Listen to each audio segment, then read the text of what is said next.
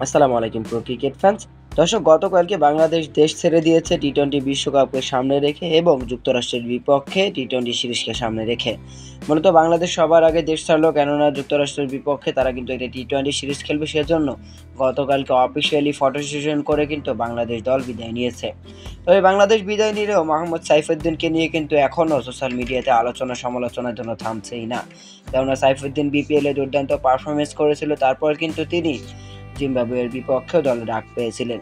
কিন্তু নির্বাচকদের মতে তিনি প্রত্যাশা মতো পারফরমেন্স না করতে পারায় কিন্তু টি-টোয়েন্টি বিশ্বকাপ থেকে তাকে বাদ পড়তে হয়েছে এবং তার জায়গায় তানজিম সাকিবকে দলে ডেকেছে বাংলাদেশের নির্বাচক প্যানেল।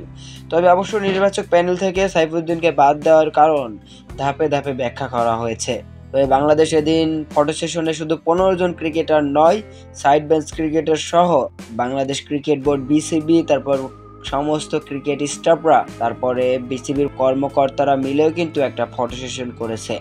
তবে এবার নীরবতা ভেঙে মুখ খুললেন মোহাম্মদ সাইফুদ্দিন। নিজের দুঃখ নিজের কাছে রেখে তিনি কিন্তু তার অফিসিয়াল ফেসবুক অ্যাকাউন্টে একটা পোস্ট করেছে। সেখানে তিনি লিখেছেন শুভকামনা বাংলাদেশ দলের জন্য, সাথে একটা প্রার্থনার ইমোজি এবং একটা ভালোবাসার ইমোজি। এছাড়াও চুপ থাকেননি মাশরাফি বিন মুর্তজা, সাবেক অধিনায়ক। তিনি বলেছেন, সাহস সবসময় গর্জন করে না, শুধু দিন শেষে শান্ত কণ্ঠস্বরে বলে আগামীকাল চেষ্টা করব। Go and kit it same. সবসময় শুভকামনা আমার প্রাণের দেশ, প্রাণের দলের প্রতি, বাংলাদেশ। তারপরে কিন্তু মাশরাফি বিন মুর্তজা ওই ফটো সেশনের একটা ছবি ওখানে দিয়ে দিয়েছেন। তো দর্শক, বাংলাদেশের জন্য আমারও শুভকামনা রইল।